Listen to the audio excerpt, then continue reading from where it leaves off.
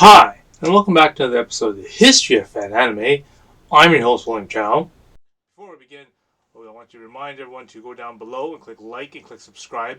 We know that any sort of comment that you can make will help the YouTube algorithm promote it and make it available to more people. All right, so anything that you do will be great. That's a little, I don't ask for much, but again, if you could at least do that, then it will definitely help the YouTube algorithm. Thank you. And in today's episode, we're going to cover some more fan letters and fan mail. Okay, so we're going to start with this letter from Animiego.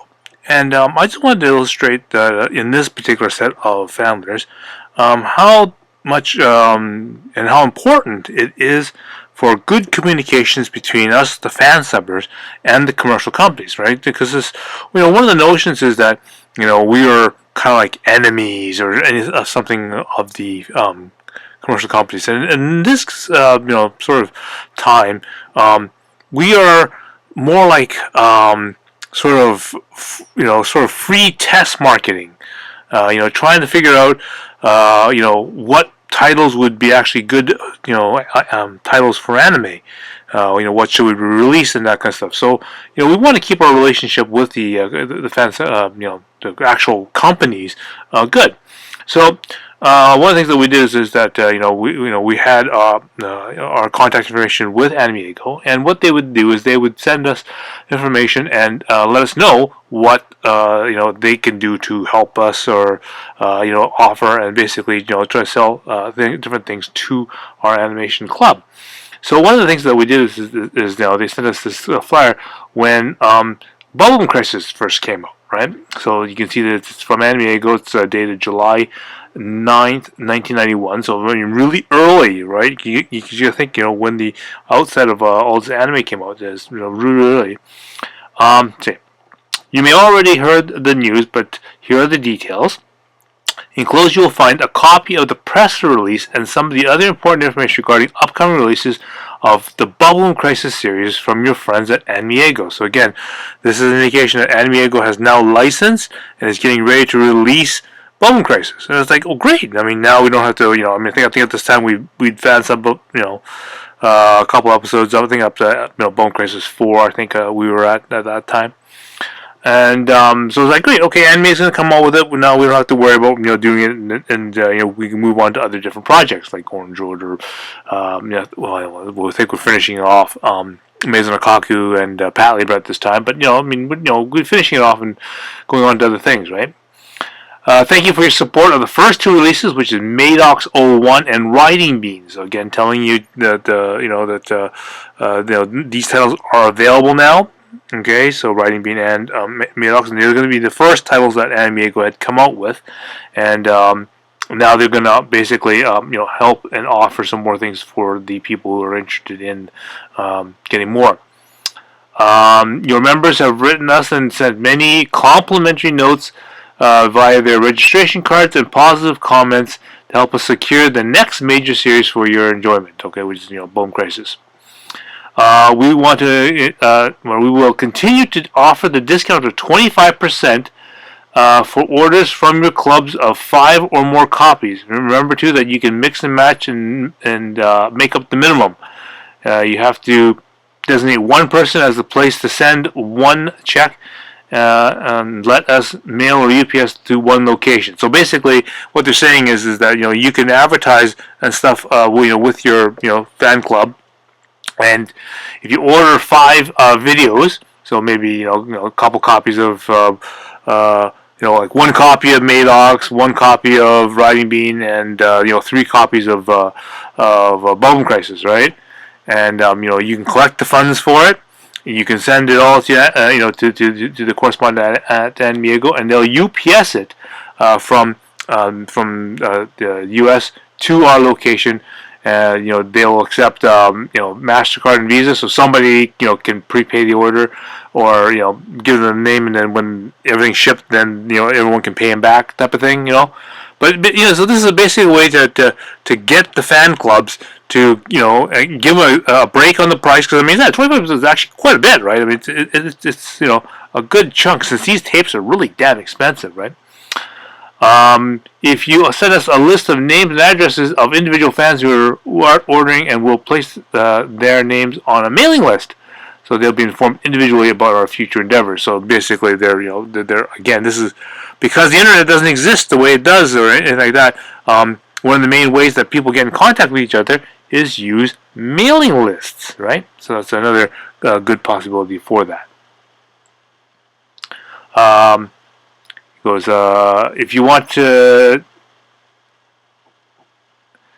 we want to keep our mailing list up to date, and we want to know the name for your newsletter. So if you have one, or the name of your club contact person, and or if this letter has gone to the wrong contact person. So again, this is when they send us the information. Because we also had a newsletter, right?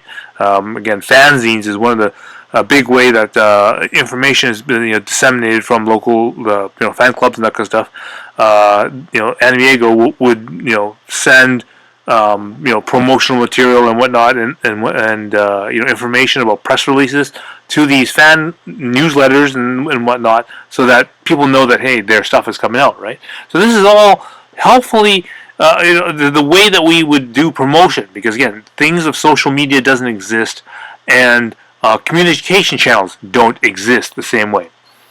It says, please feel free to use all the information contained in this letter and enclosures to spread the word.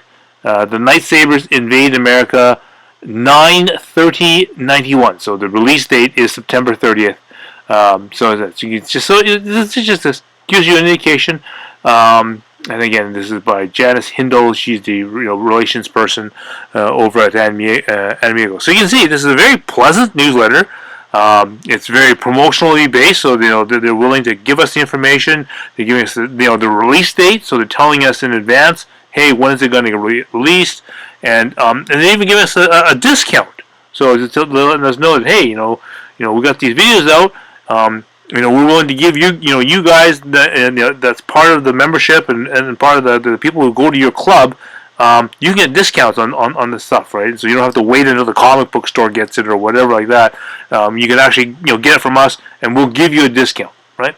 So this is just a good indication that we have a good working relationship with the like Anime Ego, okay? Okay, so the second letter they also sent a little later in the year, so July 8th, 1991, so same year. They basically sent a letter to our newsletter team. Now, again, Bill Jang was the one that was doing our newsletter and whatnot at this time. And this is the letter they sent for the newsletter person, right? So it just happens to be the same sort of thing. Please find an enclosed copy of the recent press release, and also a copy regarding our upcoming release of Bubblegum Crisis. So basically, again, just advertising the information that the Bubblegum Crisis is coming out in September 30th, right? And this is just them handing out the promotional information to our newsletter editor, newsletter person. You may wish to include this information in the news and review section of your next issue.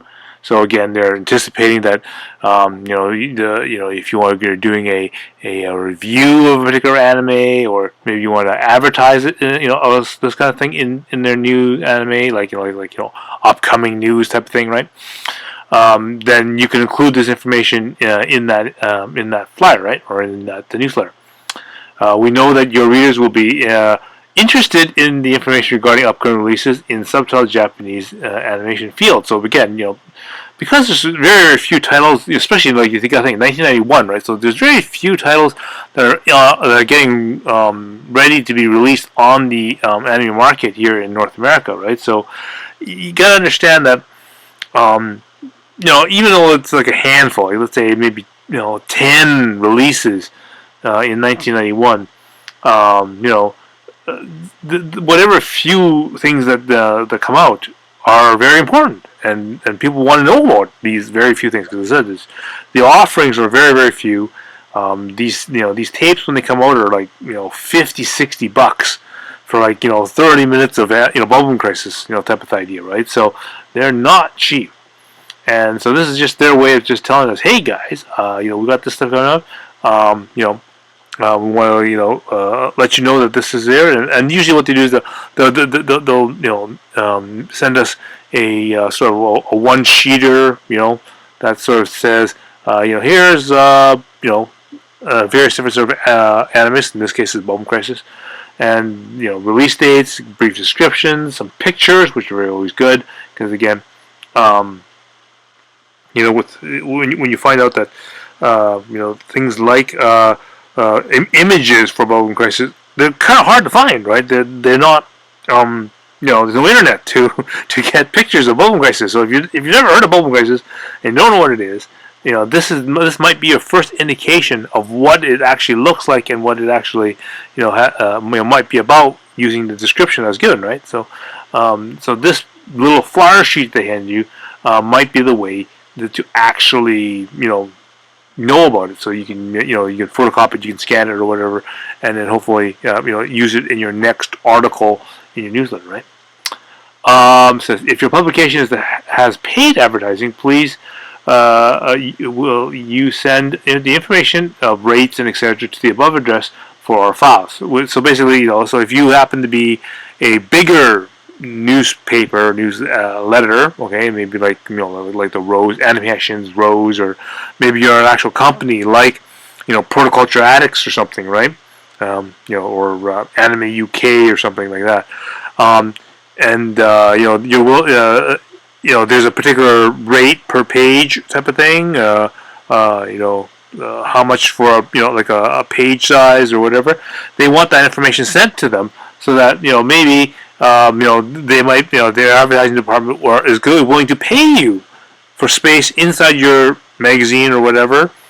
Be it let's say Protoculture Addicts or something like that, and they will pay for that ad space in your magazine. So that gives you an idea of what it is. So again, you can feel that this is a very good working relationship between, like I said, the anime clubs and the commercial companies. All right. Okay, so fast forward to an email between Joe Anime from this fan subbing group called Anime Junkies, which is a digital fan subbing group, and this is dated June 6, 2003. Now I'll just kind of go over this letter really quickly, just because for those people who are just they're not looking at the screen, they're just listening to me go over it. So I'll kind of go over this quickly. This guy is got the foul mouth of a sailor here, so let's kind of go through it cleanly.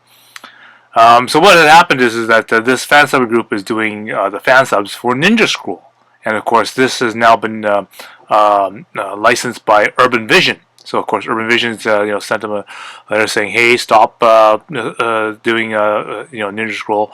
We're going to release it commercially." And of course this guy has totally the wrong attitude. Okay, he does not represent us fan subbers, nor people that are actually watching anime fan subs who want to support the companies, right? And so he writes a letter back to the Urban Vision with this reply, and he goes, "Just make sure your Ninja Scroll release is not as crappy as all the other releases.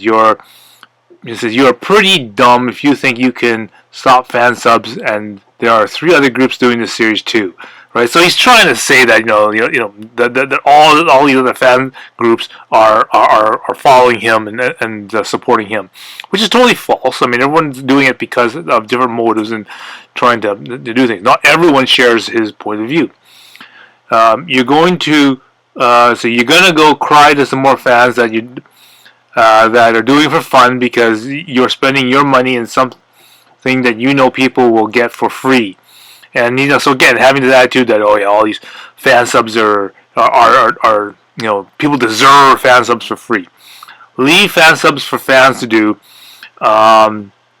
Do it free for yourselves. All you're getting is a rich off of a series that we helped make popular. Like, no duh. Okay, they did all the research and that stuff, and now they want to license it for real so they can put it in places like Walmart and all this other stuff, and places that you fan subbers couldn't get it into in the first place, right?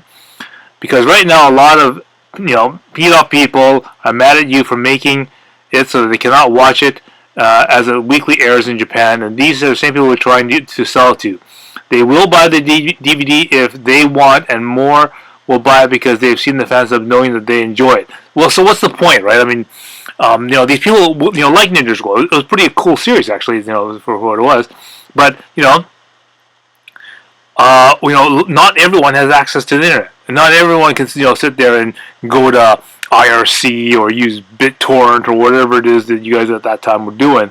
Some people just much rather say, hey, they're sitting at Walmart for $18 or whatever, or $28 or whatever. Just buy it off the shelf. Bing, done. Okay, put it in their DVD player, and they're gonna be happy with it, right? But of course, here this person's acting butthurt and everything like this, and trying to defend themselves, right? Let's see. We are sending this series out to more people than your story will be and ever will, which is totally wrong. He's just jealous. Why do you feel you need to release it to people? What are you going to do, right? And so this is just indicating that the person is just totally hostile to an anime company who's actually trying to release it for real and trying to get it into the to the bigger mass market than the limited market that you get on the fan sub. Because you're right, some people might want it dubbed, and some people would much rather watch it in on their large big screen TV rather than on their tiny little computer or laptop or something, right? The guy has absolutely no concept, and this is part of the toxic sort of culture that occurred in the digital subbing era, because people got so cocky about we now have this ability to do fan subs, and we can do it digitally, and we got this sort of pipeline going, and they felt like they were on the kings of the world, right? But in reality, they're just pushing everyone away with just the entitled attitude that these people had. He goes, what are you gaining besides enemies? No, he's wrong. If you really want to sub, come to IRC and do it. Charge if you want. See, that's the problem. See, not everyone in the industry, not even myself, did I really deluge into going into IRC, because it was a complicated and if you thought Discord was toxic, some of the people on IRC, like these guys, are just incredibly toxic. But then see what it's like not to have dollars backing you. See how long you'll last with your 3 episodes a month. And you're going to do dubs. Don't worry about it, about our subs. People who want dubs do not care about fan subs at all. Okay? So again, he's trying to hype his, sort of little circle that he's got in IRC. Because at this time, I remember they were doing things like, hey, if there aren't like 100 people on IRC, we're not going to release our fan sub of this thing. And they said they got it down to a procedure, right? They had a person who got it from Japan, a digital copy from Japan, whether that's from a box or whether it's a digital recording or whatever, or an encoded version, get it in from Japan. They had people that were ready to translate it. They had typesetters, they had timers, they had editors, and all that stuff. And they worked like a cooperative team. And I said, at this time, because of network, the internet and that kind of stuff, and the speed of the internet, they were able to do things simultaneously. So where it might have taken me 5 hours or 7 hours to do everything from start to finish, these guys could separate and dilute the job out to different people to do different things. Problem is that when you get like an egotistical guy like this guy, who definitely isn't maybe speaking for everyone in the group, or just adding to the toxicity, just and just totally lost the entire point of why we were doing fan subs in the first place, right? And creating this big rift between fan subbers and the actual commercial companies, right? So it continues. It says they will buy the DVD if they want, and will buy because they have seen the fan subs and they know they will enjoy it. And so it assumes that there are different reasons why some people just can't get access to the fan subs, right? Who the fudge are you anyways to buy the series that we're doing? So I mean, it's as if these guys saying, oh well, we decided to do Ninja Scroll first, so we have possession of it. And it's like these guys are like totally delusional, on this. And again, this is the reason why this is because this has happened is because they totally forgotten the penance and the unspoken rules of what fan subbing is supposed to be about, right? and he continues on. But then see what it's like not to have your dollars backing you, right? And says, if you're going to do dubs, don't worry about our subtitles. And again, a lot of people just don't want to do subtitles at all because they're just too lazy. They don't just want it all dubbed, which is fine. You knew we were subbing, and you knew people fan sub. Well, of course, that's so. Why the fuck did you start a DVD company? Because you're just fan subbers with rich daddies. And I said, they're basically trying to license it like the proper way and do things the real way because they want to get it into the mass market. Like, get into the movie theaters, get it into Walmart, Barnes and Noble, Blockbuster Video, whatever it happens to be. Like they just want to get it in the mass market, and that will hit more fans. So this toxic attitude that the guys taking against the commercial companies is just not helpful, and it's not representative of real anime fans. Like, this guy's a really bad case. And it says, anyway, he goes, because, so they just think that these guys are just, just like them, fan subbers, but they just have money, which is totally wrong. Like, these are people that are actually trying to, license and release stuff properly. It just happens to be that it happens Urban Vision, but I mean, it could have been Viz Video, it could have been, Central Park Media or whatever, any of these, major companies. Hell, it could have been Disney for all we know, right? Like in the case of Sailor Moon, right? Is he going to do the same thing? Oh, you're just one big corporate company that's trying to make money. Well, no, duh, okay?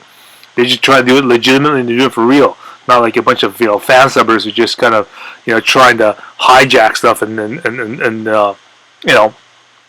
trying to skirt the rules. Again, this is a person who has no basing of why we as fan subbers started doing anime and whatnot, right? Because as I said, this is to promote anime, not like basically by this time all these digital fan subbers were more interested in promoting themselves, trying to flaunt what they can do as opposed to concentrate on basically the anime that that we all want to watch, right? And of course he goes, rotten hell. Okay, so it's like the total disdain and the disrespect that's going on here is incredible here. P.S. You stopped us on Ninja Scroll because I know people like you don't care about the money and will try to get the law involved. Well, it's like, no kidding. They're trying to do it legitimately and do it properly. And, you're not following the penance that fan subbers are supposed to remove the releases, when commercial companies are trying to release it. Because a lot of the people out there, would be interested in a dubbed copy, would be interested in a properly fan sub version, or some people don't even want a fan sub version. They want a clean copy so that they can watch because they know the Japanese well enough, right? They know the story well enough. They just want it without all the distraction of a fan of subtitles, right? For example. Anyway, continues. But remember, some group somewhere else will release Ninja Scroll, and they'll receive a lot of support from us. And it's like, yeah, okay, from you maybe, but like, no, not everyone has your point of view. And and I know that short time after this, anime junkies went down, and a lot of people left their thing because again their translations got really, really terrible, and they went around with the attitude of we can do anything we want, and the fan subbing community or the anime community will accept all the BS that they do, and of course they didn't. So pretty sure they all went away, and now all that toxicity has been gone and good riddance, right? Anyways, I just wanted to point out some of the stark differences between correspondence between us traditional fan subbers and some of the entitlement and the craziness that had happened later on when we got into digital fan subbing, and how the communications and and basically the support and all that stuff disappeared when we got into the digital fan subbing era. Alright, I hope you found that really interesting, and I'd like to thank you for making it this far in the video. It really is, really great that you enjoyed the content enough to make it to this point. And again, if you haven't hit like, please do so down below, because it really does help the algorithm. All right, anything that it does to promote the video would be really good. And so we'll have more coming up in the next episode. All right. So until then, I will see you again.